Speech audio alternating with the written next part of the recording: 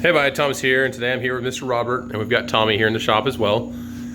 And some of y'all may have seen this. We recently got this from someone, and I'm not gonna lie folks, this is pretty cool. This is the Dino dual tooth setter. And we actually had to bring over my, what do you call that? It's a hand dial indicator. Yeah, we had to get the dial indicator from my Timber King setter, and we were running it through just to see how accurate this thing was. So I'm going to talk about the truth. We had to invert the blade to do this. So inverting the blade, we can show that later. But all in all, we inverted the blade, and go ahead and start turning it around, Mr. Robert.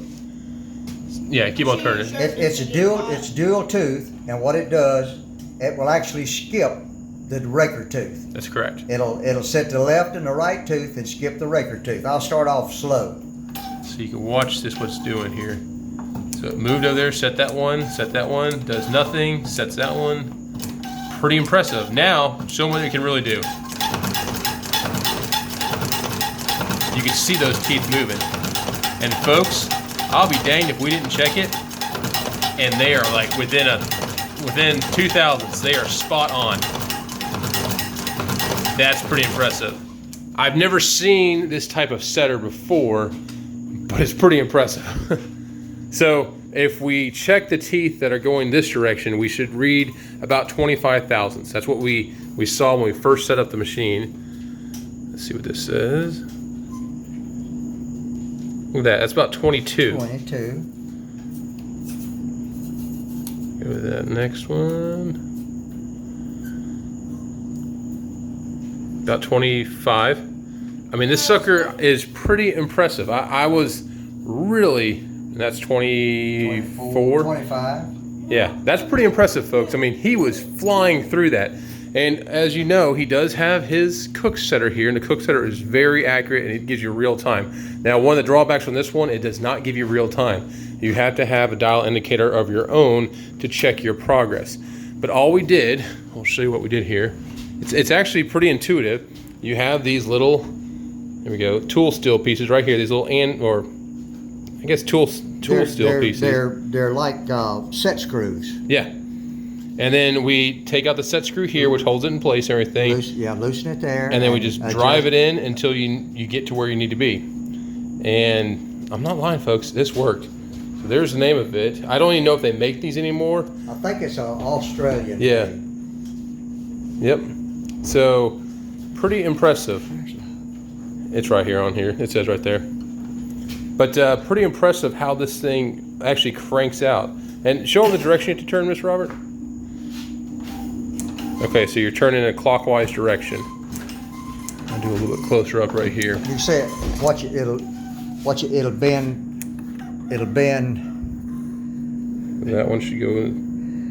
Oh, we might have got the spacing off. We got the spacing off. Yeah, which could have been at the weld. Once we crossed the weld seam, it may have got the spacing out. But pretty impressive. Well, this is just a quick little video. We're going to talk about this more later, but I want to put a video out just real quick at the start of this weekend to show what this is. And one more thing, can you show them how to invert a blade? Yeah. I think we've shown that before, but it's best to do it with gloves.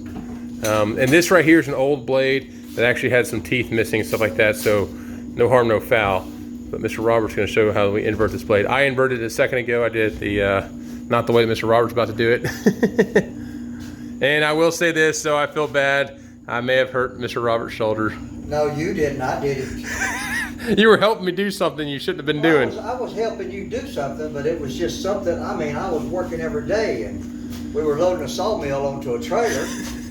And you know, I'm old, but I'm active, and I just pick up stuff and move it all. Feed bags, 50 pounds of feed at the time. I moved 300 pounds all the time, and I just put my hand up on the sawmill and shoved it. When I did, I tore something loose in my shoulder. Yeah, so right now he's having a hard time operating the one arm. So he's gonna invert the blade. So all he's gonna do, he's gonna, I hold the blade against my stomach and about right here. And then I just put my thumbs on the teeth, and as I bring it down, I push out with my thumbs and It's inverted. So there you go. He just flipped it around. So if you are ever cutting on your sawmill and the blade will not cut, I've actually had people say, the blade's backwards. No, your blade's inverted. So you hold it like so. Blade against your stomach, fingers on top of the teeth, and then when you bring it down, just push out. Inverted. Pretty cool. Now, I did it on the ground because I wasn't wearing gloves or anything. You can do it on the ground, but you gotta be careful because it will pop. It'll kind of do a whip action. So, yeah, take it with a grain of salt. So, yeah, take a look at that. So, the Dino bandsaw setter. Pretty impressive. We just started working with this today. We're gonna see what this thing can do, but stay tuned on the channel. We're gonna talk about all things sawmill. We also have the sharpener that goes with this as well. We'll have to figure out how that thing works. So please like, subscribe, and we'll see you around. Thanks.